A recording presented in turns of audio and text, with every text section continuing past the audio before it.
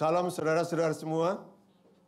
Kita bersyukur pagi hari ini kalau Tuhan memberikan kesempatan kepada kita untuk bisa beribadah di hadapan Tuhan yang sudah memilih kita, memilih saudara dan saya, menjadikan kita anak-anaknya yang dikasihi oleh Tuhan.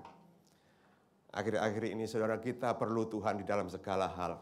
Karena saya percaya dunia sedang membawa kita untuk menjauh daripada Tuhan.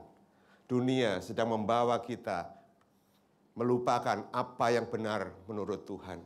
Dunia sedang membawa kita masuk ke dalam gelombang di mana media, di mana sosial media, kehidupan sosial menjadi yang utama.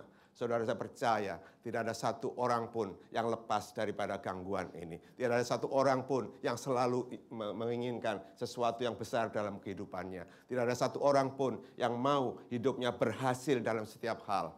Tidak ada satu orang pun yang tidak mau hidupnya lebih daripada orang lain. Nah, saya percaya saudara, hal ini sudah terjadi sejak zaman murid-murid Tuhan Yesus. Bahkan sejak dunia dijadikan, bahkan sejak kejatuhan Adam dan Hawa. Saya percaya semua orang menginginkan sesuatu yang lebih besar. Dan hari ini mari kita sama-sama menyimak, biarlah kasih karunia Tuhan melembutkan hati saudara untuk menerima kebenaran firman Tuhan dan mengubah hati saudara, mengubah cara berpikir saudara agar kita ini menjadi anak-anak Tuhan yang dikasihi oleh Tuhan. Hari ini kita akan berbicara dari Injil Matius pasal 18 ayat 1 sampai ayat yang keempat. Saudara, saya percaya ini firman Tuhan, semua orang sudah pernah mendengarkannya dan semua orang sudah hafal dengan ayat ini. Dan hari ini mari kita menyimak kembali. Kita dengan hati yang mengharapkan kepada Roh Kudus untuk mengubah hati kita. Mari kita baca-baca sama-sama, ya. Judul hari ini adalah Siapa yang Terbesar, ya. Injil Matius pasal 18 ayat 1 sampai 4. Pada waktu itu datanglah murid-murid Yesus kepada Yesus dan bertanya, "Siapakah yang terbesar dalam kerajaan surga?" Maka Yesus memanggil seorang anak kecil dan menempatkannya di tengah-tengah mereka. Ia berkata, "Aku berkata kepadamu, sesungguhnya jika kamu tidak bertobat dan menjadi seperti anak kecil ini, kamu tidak akan masuk dalam kerajaan surga. Sedangkan barang siapa merendahkan diri dan menjadi seperti anak kecil ini, dialah yang terbesar dalam kerajaan surga." Amin. Jadi saudara, siapakah yang terbesar? Siapakah yang terbesar di dalam kerajaan surga? Hari ini kita tanyakan dalam hidup kita sendiri. Kita nggak lepas, kita nggak ada bedanya dengan murid-murid Tuhan Yesus Kristus. Ya, saya percaya keadaan waktu itu ketika murid Tuhan Yesus berkali-kali ngomong, "Aku akan segera pergi, aku akan segera pergi." Saya percaya ini murid-murid ketiga, murid yang paling dekat. Mungkin juga Petrus, nggak dijelaskan saudara. Ada yang dijelaskan Petrus, Yohanes dan Yakobus. Ini tiga orang ini yang paling utama, dia merasakan dia itu paling dekat dengan Tuhan. Ya, biasanya kita kalau paling dekat dengan bos, kalau ada kesempatan pasti dikasih kesempatan. Dia tanya kepada Tuhan, "Siapa yang terbesar dalam kerajaan surga?" Dan saya percaya ini ada dalam hati kita semua. Ya, saudara, saya percaya perasaan ini ada dalam kehidupan kita. Kenapa saudara? Karena ini adalah DNA dosa kita. Ketika Lucifer jatuh, dia mau menyaingi Tuhan. Dia mau sama dengan Tuhan. Dia mau yang terbesar. Dan saya percaya ini yang mendasari hidup kita. Dan ternyata saudara, pertanyaan ini bukan hanya di dalam kehidupan orang-orang percaya, tapi di kehidupan dunia, negara siapa yang terbesar, dia akan berkuasa. Di dalam pemilihan umum saudara, siapa yang terbesar? Kalau ada pemimpin yang berebutan saudara, semua mau menggantikan sang pemimpin. jauh dari negara, saudara. Dan saya percaya di dalam rumah tangga pun sama juga. Suami istri merasa siapa yang lebih besar, siapa yang lebih bisa memerintah, siapa yang bisa lebih menuruti kehendaknya, saudara. Setiap kita menginginkan kehendak kita diturutin. Setiap kita menginginkan pasangan kita, siapapun juga, untuk melakukan apa yang kita inginkan. Itu adalah sedikit tanpa terasa, saudara. Kita dibawa dengan gelombang ini, saudara. Gelombang saat ini, sosial media. Coba saudara, bayangkan, paling banyak pengikutnya, paling banyak view-nya, paling seneng, saudara. Ya kan? Gak jauh-jauh, gereja saja, saudara. Kalau YouTube-nya, saudara, viewernya banyak, senengnya luar biasa. Kenapa? Ada perasaan bangga karena saya lebih dari yang lain. Perasaan bangga inilah, saudara. Padahal, saudara, ini sesuatu upaya supaya kita jauh dari Tuhan. Karena apa yang inginkan itu jauh daripada kehendak Tuhan. Mari kita tanamkan dalam kehidupan kita. Ini prinsip dasar. Prinsip dasar yang harus dimiliki oleh setiap orang yang percaya. Ya. Orang percaya, banyak sekali orang yang percaya dalam Tuhan. Tapi banyak orang tidak mengetahui bagaimana prinsip hidup di dalam Tuhan. Mereka percaya, sekali percaya saya akan selamat. Padahal dalam firman ini saudara dikatakan, aku berkata kepadamu, sesungguhnya kalau kamu tidak bertobat, kamu tidak akan masuk dalam kerajaan surga. Saudara, kepada murid-muridnya, Tuhan Yesus mengatakan, kamu tidak akan masuk ke dalam kerajaan surga. Tetapi kepada orang yang pintar, seperti Nikodemus, kalau kamu nggak lahir baru, dan kamu tidak akan melihat. Jadi saudara, pengetahuan, kalau kita melihat Tuhan hanya dengan dasar pengetahuan, kita tidak akan melihat kerajaan surga. Kita tidak akan melihat Bapa di surga. Nah saudara, sesungguhnya kalau kita melihat pertobatan itu banyak sekali orang-orang Kristen.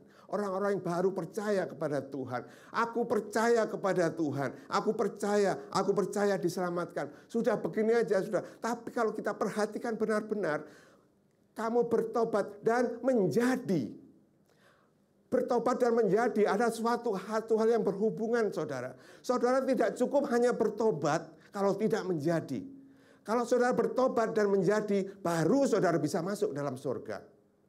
Kebanyakan dari kita, dari orang-orang yang percaya, sudah bertobat begini, saudara, tapi tidak mau berpaling, tidak mau balik lagi, saudara. Tidak mau ke kanan, ke kiri. Tidak mau berbalik lagi kepada Tuhan. Tapi hanya diam saja. Makanya di kehidupan saudara selalu gagal. Setiap apa yang saudara lakukan selalu gagal. Karena kita tidak ada di jalan-jalannya Tuhan.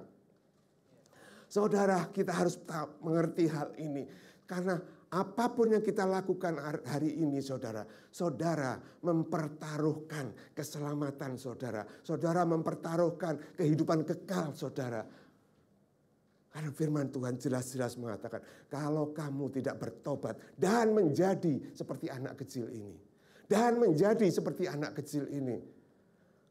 Saudara, ada transformasi. Ada pertobatan, harus ada transformasi. Ada pertobatan, harus ada perubahan dalam kehidupan kita. Mari saudara, kita jujur di hadapan Tuhan. Apa yang sudah diubahkan dalam kehidupanku? Seringkali, ya, dulu saya orang yang bukan percaya kepada Tuhan, tapi saya orang percaya. Sudah cukup. Itu perubahan, itu bukan perubahan.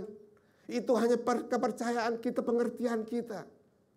Pertobatan harus disertai dengan perubahan. Pertobatan harus disertai dengan transformasi hati kita, saudara.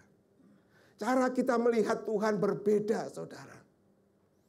Kenapa, saudara? Karena saya percaya pertobatan itu lebih harus menunjukkan perubahan pikiran kita. Cara kita berpikir. Karena perpikiran kita yang menjalankan setiap langkah kehidupan kita. Di kitab Roma sudah dijelaskan. Berubahlah cara berpikirmu. Berubahlah. cara berpikirmu. Sebenarnya bukan berubah, ganti kalau cara berpikirmu dengan pemikiran yang baru. Ya, jadi bertobat adalah akal budi yang ditransformasi, saudara. Akal budi yang ditransformasi itu adalah pertobatan, saudara. Jadi, saudara, kita bukan enak-enakan saja. Kenapa sekarang dunia tidak bisa membedakan mana orang Kristen dan mana yang bukan orang Kristen? Saudara pergi ke shopping center, saudara. Yang ngantri, saudara nggak kelihatan, tidak beda. Ini orang Kristen apa enggak ada bedanya. Lagi nawar-nawar segala macam, nggak ada bedanya orang dunia dan orang Kristen. Bedanya orang Kristen minggu ke gereja, orang nggak Kristen nggak ke gereja. Cuma itu bedanya kalau hari Minggu. Tapi hari-hari biasa nggak ada perubahan. Cara hidup kita masih tetap saja. Nggak ada perubahan. Cara kita marahin anak juga tetap saja, saudara. Tapi hari ini mari kita lihat prinsip utama yang penting dan sangat penting dalam kehidupan kita. Kalau enggak, kita tidak akan ketemu dengan Tuhan kita. Jelas kamu jika tidak bertobat dan menjadi. Bertobat dan menjadi, bertobat dan menjadi, bertobat dan menjadi. Kamu tidak akan masuk dalam kerajaan surga. Saudara, saya percaya murid-murid Tuhan itu sudah mengikuti Tuhan selama hampir 3 tahun. Ya, dengan pengajaran, dengan praktek, diajak pelayanan. Sampai akhirnya saudara, sampai sudah terakhir gitu masih aja tanya. Belum mengerti prinsip kehidupan bersama Tuhan Yesus Kristus. Sama dengan kita, saudara. Dengarkan khotbah mungkin sudah, kalau saudara sudah 30 tahun, 20 tahun, 10 tahun. Berapa khotbah yang saudara dengarkan, berapa ayat yang saudara hafal. Tapi tidak ada perubahan. Kenapa saudara? Karena kita hanya bertobat. Tidak berpaling, tidak menjadi. Karena cukup, aku sudah bertobat, aku sudah cukup. Saudara, kalau kita nggak mengerti prinsip ini, apa yang kita lakukan, apa yang kita jalani di dalam pelayanan akan menghasilkan kosong. Kita tidak bertemu dengan Dia. Dia Injil Matius katakan, aku sudah melakukan mujizat demi namamu. Aku sudah demi namamu. Melakukan segala sesuatu demi namamu. Apa jawab Tuhan? Aku tidak mengenal engkau. Kenapa tidak mengenal? Karena tidak ada perubahan dalam kehidupan kita. Sesuatu yang aneh, saudara.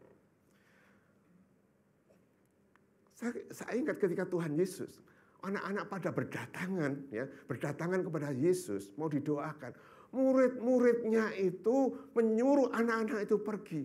Tapi kali ini saudara, di tengah-tengah pertanyaan, di tengah kegusaran murid-murid Tuhan, di saat murid-murid Tuhan sedang menginginkan apa yang menjadi masa depanku, dihadapkan oleh Tuhan Yesus, anak-anak kecil. Diperintahkan anak-anak kecil. Saudara, jangan sampai kita hidup dalam langkah yang salah. Karena saat ini saudara, dunia sedang mencari dan mengangkat orang-orang yang mempunyai kemampuan. Kamu punya kemampuan tinggi, kamu diangkat, naik pangkat. Kamu punya kemampuan tinggi, kamu dinaikkan pangkat. Gereja nggak ada bedanya. Saudara temukan gereja seluruh dunia. Kalau mereka punya kemampuan, dia mempunyai kedudukan.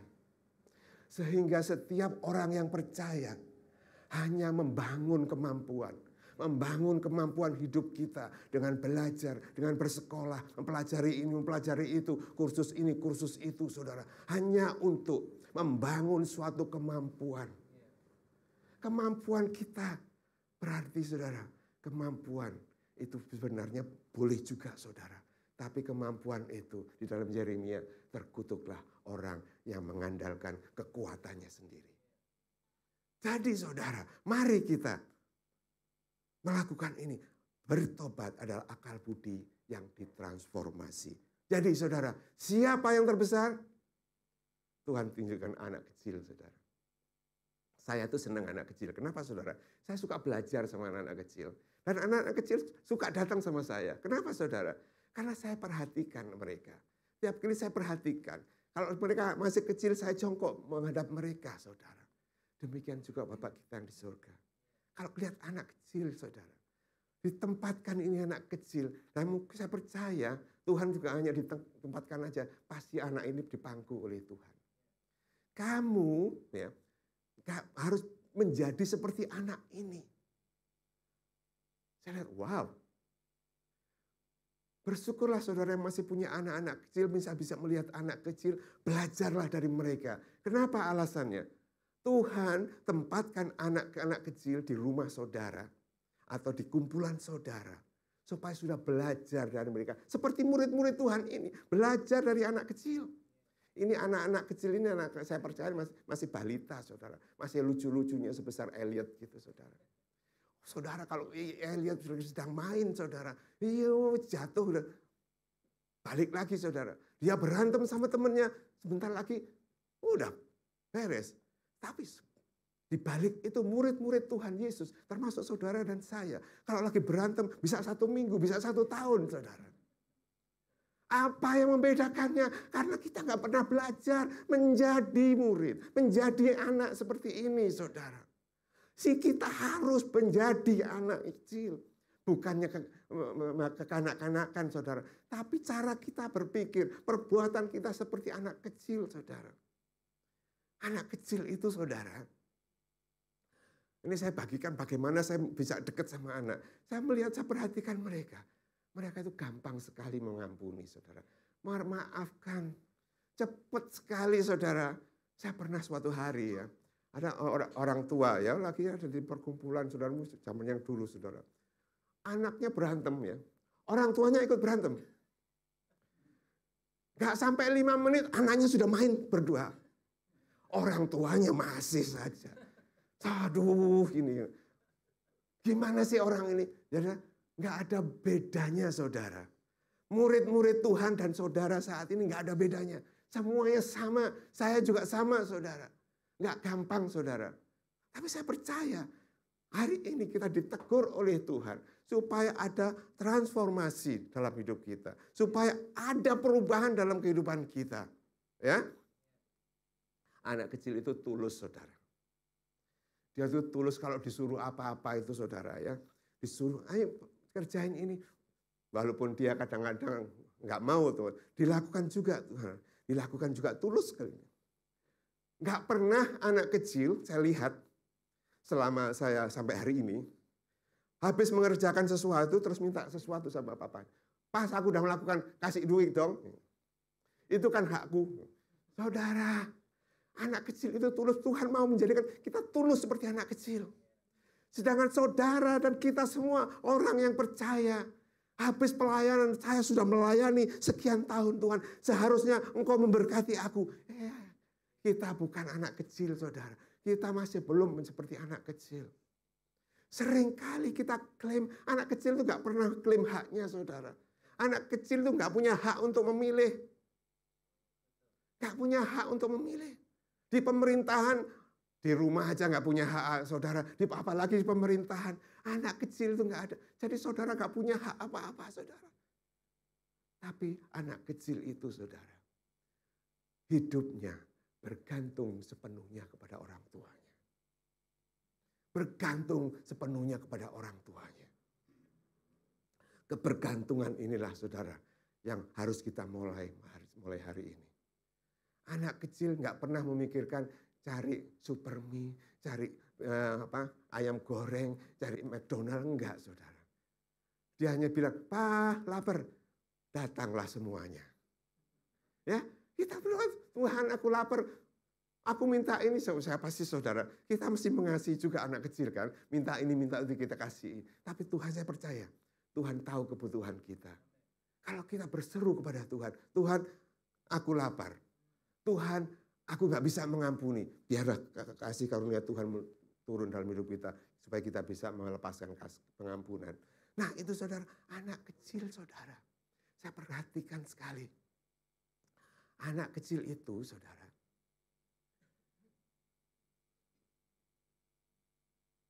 enggak dipandang ya kan sama orang-orang ya. Saya perhatikan di sini, setiap ada berapa jemaat yang ke sini, enggak pernah satupun saudara yang menanyakan bagaimana perkembangan anak-anak Sunday School. Bagaimana perkembangannya anak kamu. Paling-paling begitu ketemu saudara. Di mana-mana, bukan di sini saudara ya. Di mana-mana saudara. Sekolah minggu itu yang paling belakang. Sekolah minggu, banyak gereja yang malah nggak punya sekolah minggu saudara. Kita bersyukur masih ada sekolah minggu saudara. Tapi belajarlah dari mereka. Saudara, nggak ada sekolah minggu saudara. Jadi, maukah kalau seperti anak kecil, saudara tidak dihargai oleh dunia. Dunia tidak menghargai anak kecil. Tuhan Yesus menginginkan saudara berubah menjadi seperti anak kecil.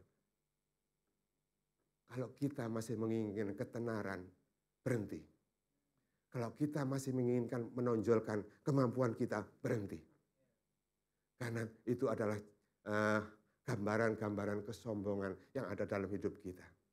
Setiap orang, sadar atau enggak sadar, punya jiwa, punya sifat sombong. Ya kan? Coba aja, tanya aja. Kalau ada orang bawa makanan, makanannya enggak enak, langsung saudara. Aduh saudara, itu berantemnya sudah kemana-mana. Ya, ada kesombongan, rasa harga diri yang terinjak-injak. Tuhan mengendaki kita. Tuhan kita lihat. Tuhan yang punya langit dan bumi, surga dan segala isinya. Dia mati di kayu salib. Kayu salib itu hubungan yang paling rendah. Orang-orang yang paling rendah itu disalibkan. Dia mau begitu. Dia memberikan contoh kepada kita. Dia tidak dihargai. Dia meninggalkan kealahannya. Supaya memberikan contoh. Saudara, anak-anak kecil ini saudara, itulah anak kita. Saudara, hanya anak-anak kecil yang mencari orang tuanya. Enggak mungkin anak kecil mencari tetangganya. Iya kan? Bagaimanapun saya ingat beberapa waktu dulu ketika anak saya hilang di Westfield, saudara. Dia berdiri nyari orang tuanya, tapi dia berdiri tegak di dalam. Cari benih, tapi nangis diam aja gini. Mencari orang tuanya, ngomong cari. Cari siapa saudara? Cari orang tuanya. Kenapa firman Tuhan katakan menjadi anak kecil? Karena saudara harus punya hati setiap saat untuk mencari Tuhan.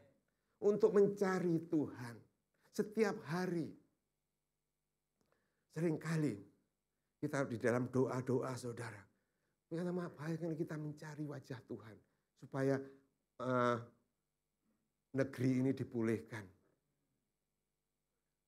Tapi siapa yang mencari? Orang-orang yang percaya nggak ada yang mau jadi anak kecil. Nggak ada yang mencari, cuma hanya mengerti untuk mencari Tuhan. Mengerti kebenaran firman Tuhan. Mengerti apa yang kita ucapkan. Mengerti apa yang kita hafalkan. Tapi tidak ada transformasi cara kita berpikir untuk berubah benar-benar menjadi anak yang mencari Bapaknya. Mencari Bapa. Saya percaya saudara. Hanya anak yang kembali ke rumah Bapaknya. Hanya seorang anak yang bisa kembali kepada orang tuanya. Hanya seorang anak yang dikasihi oleh kedua orang tuanya. Mari saudara. Apalagi anak kecil. Anak-anak kecil saudara. Dia itu, saya percaya, setiap anak kecil, dari kecil, kita pun mulai dari kecil, ini agak susah dalam hidup kita saudara. Kenapa Tuhan memikirkan kita menjadi anak kecil? Ini susah sekali kita lakukan. Kenapa saudara kita susah untuk berubah? Karena sejak kecil, ya saudara masih kecil, mau naik ke meja nggak boleh kan? Mau lihat apa yang di meja nggak tahu kan? Hanya dari orang tuanya. Pasti anak kecil ini nanti ya saya udah mulai tinggi, saya bisa ambil sendiri. Buktinya begitu anak mulai jalan, saudara, itu yang namanya meja, taplak meja semua ditarikin semua sama anak kecil. Iya kan? Karena dia merasa sudah mulai gede. Ya, mulai gede lagi, mulai masuk sekolah. Ada teman-temannya yang gede bully dia. Dia pasti, awas ya, nanti kalau sudah saya besar, saya akan balas kamu. Terjadilah persengketaan, saudara. Dari kecil, saudara kita itu sudah dibimbing untuk menjadi lebih. Iya kan? Masuk sekolah, dilihat hasil nilai pelajarannya kurang bagus. Waduh, teman-temannya yang hasilnya bagus mengolok-ngolokin dia, terpaksa dia pulang ke rumah papanya minta dilesin supaya lebih dari teman-temannya. Ya kan? Lebih. Sampai saudara masuk pada Nikodemus, mustahil untuk lahir kembali. Mustahil untuk orang menjadi anak lagi. Tapi memang ini firman Tuhan benar-benar. Memang mustahil bagi kita. Mustahil bagi kita. Tapi Tuhan kalau memberikan perintah, dia memberikan solusi, melengkapi saudara dan saya. Barang siapa menerimanya, dia diberikan kuasa untuk menjadi anaknya.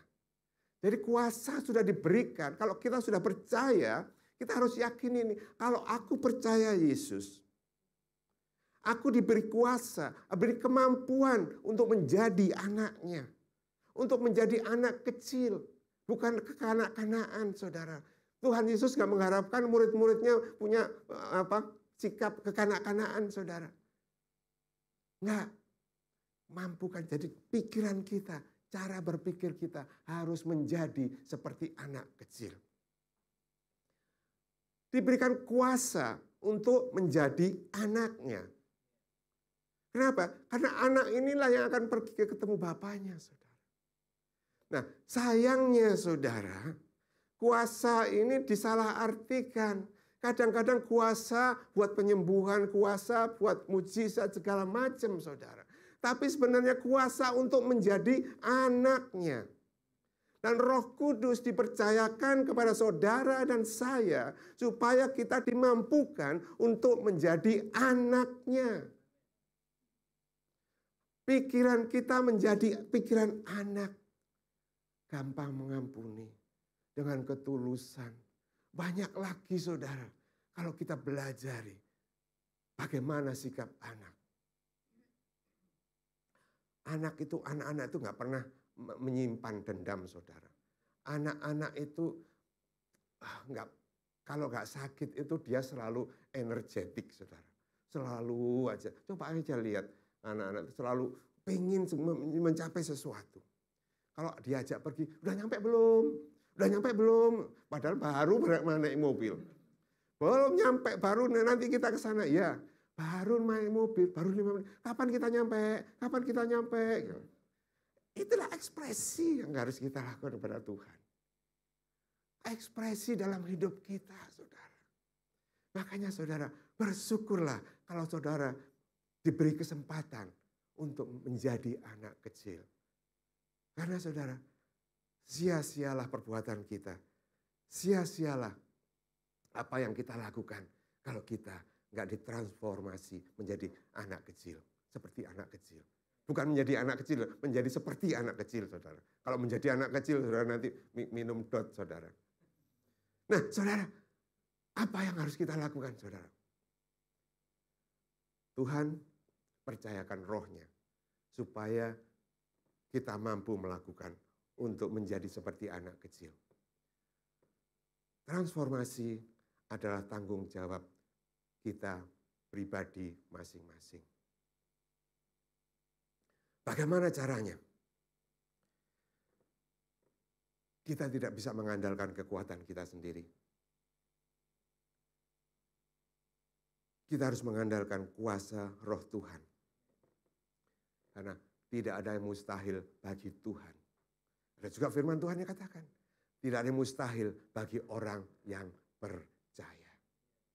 Saudara orang yang percaya, Tidak ada yang mustahil. Tidak ada yang mustahil. Firman Tuhan hari ini untuk saudara dan saya untuk berubah menjadi seperti anak kecil. Bergantunglah kepada Roh Tuhan. Bergantunglah kepada kuasa Roh Kudus. Kenapa saudara? Mengapa sih kok repot-repotnya Tuhan itu membuat kita menjadi seperti anak kecil? Saudara? Karena saudara, kenapa sih Tuhan menurunkan Tuhan Yesus Kristus sebagai saudara kita yang sulung. Dan kita adalah saudara-saudaranya. Standar Tuhan adalah menjadi seperti anak sulung. Standar Tuhan buat saudara dan saya untuk menjadi seperti Kristus. Standar dunia adalah keunggulan-keunggulan, kesombongan-kesombongan. Tetapi standar Tuhan Yesus, saudara harus sama seperti Tuhan Yesus Kristus. Yakini, Tuhan Yesus Kristus adalah sumber dari segalanya. Dia memberikan perintah, dia memberikan solusi, dia memberikan kekuatan, bahkan dia memberikan jaminan kalau saudara dan saya mentaati suara Roh Kudus, mentaati kebenaran firman Tuhan, maka itulah yang harus kita lakukan. Saudara, jangan pertaruhkan kehidupan Anda dengan hal-hal yang diminta oleh dunia. Tapi pertaruhkanlah hidupmu menuruti kebenaran firman Tuhan, menjadi anak kecil.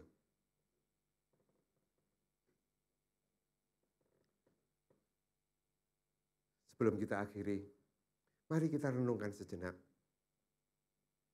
kebenaran firman Tuhan hari ini.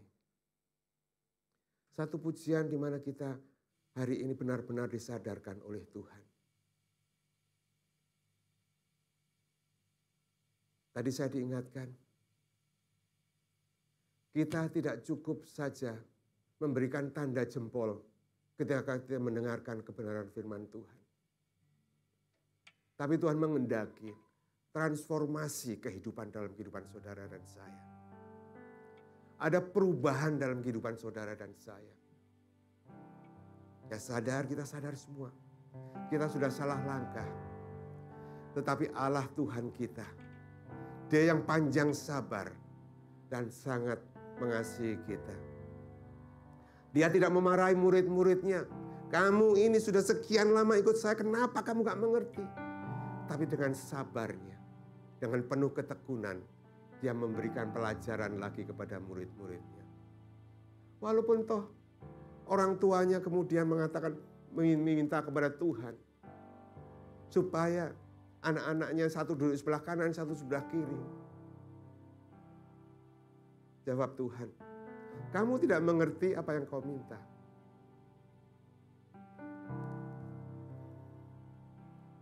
Untuk kedudukan hanya Bapa yang menentukannya.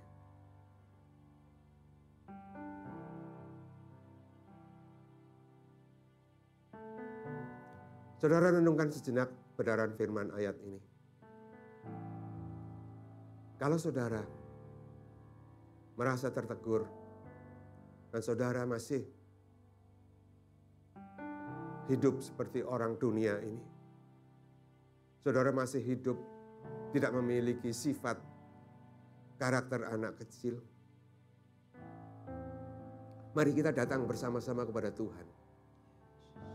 Dan saya percaya Tuhan kita yang panjang sabar akan menerima saudara untuk diubahkan. Berikan hatimu, berikan pikiranmu untuk ditransformasi, bertobat dan menjadi, merendahkan diri. Biarpun dunia tidak menghargai saudara, tapi Bapa kita sangat menghargai. Pilih salah satu, mau dihargai Tuhan atau mau dihargai dunia. Jadilah anak kecil dalam pengampunan. Jadilah anak kecil dalam ketulusan. Jadilah anak kecil di dalam kerelaan.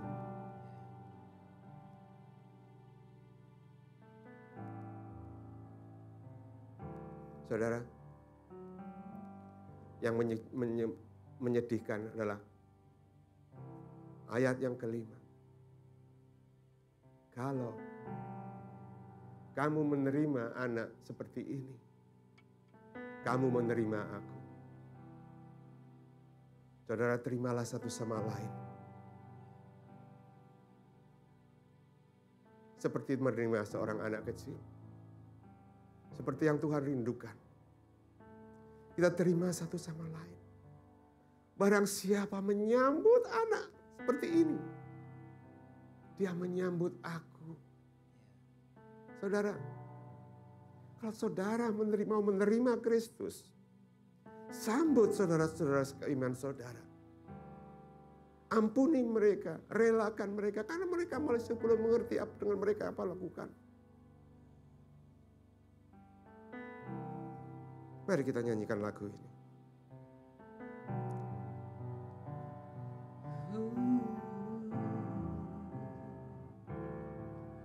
Bagaikan bencana siap dibentuk, demikian hidupku di tanganmu.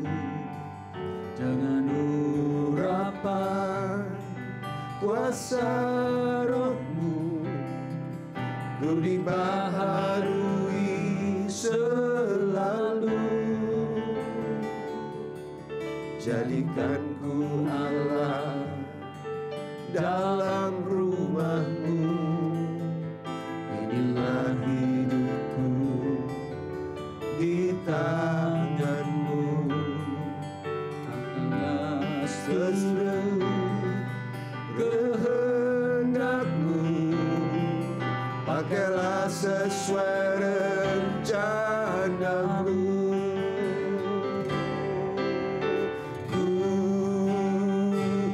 Seperti-Mu Yesus, disempurnakan selalu dalam segenap jalanku, memuliakan nama-Mu. Jadikanku Allah dalam rumah-Mu. Kalau saudara masih bisa berdiri, berdirilah, angkat tanganmu.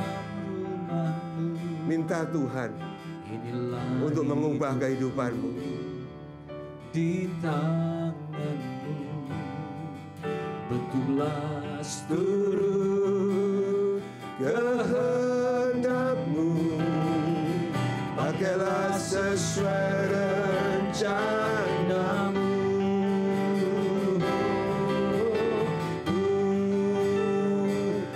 Seperti-Mu Yesus, ya Tuhan, aku mau seperti-Mu Tuhan. Sempurnakan kehidupan kami Tuhan. Dalam segenap jalanku, memuliakan nama-Mu. Ku mau seperti-Mu Yesus, mau seperti-Mu Yesus, disempurnakan selalu dalam segenap jalanku, memuliakan nama-Mu, memuliakan nama-Mu, memuliakan nama-Mu. Saudara-saudaraku kekasih, angkat tanganmu. Kita akui apa yang Tuhan rencanakan dalam hidupmu. Kehendak Tuhan adalah kita semua bertobat dan berbalik menjadi seperti anak kecil. Dia sudah percayakan Roh Kudusnya dalam kehidupan saudara. Lembutkan hatimu. Lembutkan hatimu. Saya akan berdoa buat saudara. Supaya urapan baru, perintah baru, termeteraikan dalam kehidupan. Yang memampukan kita untuk melakukan prinsip utama, prinsip yang membawa hidup kita bertemu dengan Bapa di surga. Bapa mau berdoa setiap anak-anak-Mu Tuhan. Biarlah kuasa yang sudah Kau berikan, roh yang sudah Kau berikan, Kau percayakan dalam kehidupan kami. Semakin hari semakin nyata. Biarlah Tuhan, roh kelembutan, roh ketaatan Kau turunkan atas kami semua. Biarlah Tuhan, roh yang berkuasa itu juga Tuhan akan menghancurkan setiap kuasa-kuasa kesombongan yang ada dalam pikiran dan hati kami. Kami tidak peduli Tuhan. Kami tidak peduli dunia tidak menghargai kami. Tapi kami mau berharga di hadapan-Mu Tuhan. Sangat berharga di hadapan-Mu Tuhan. Terima kasih ya Bapa. Biarlah damai sejahtera, sukacita yang sudah disediakan dalam hidup-Mu, Kau terima di dalam nama Tuhan Yesus Kristus. Mari kita semua yang percaya dan menerima urapan baru dari Tuhan, kita boleh berkata bersama, amin. Thank you Om Gideon, saya percaya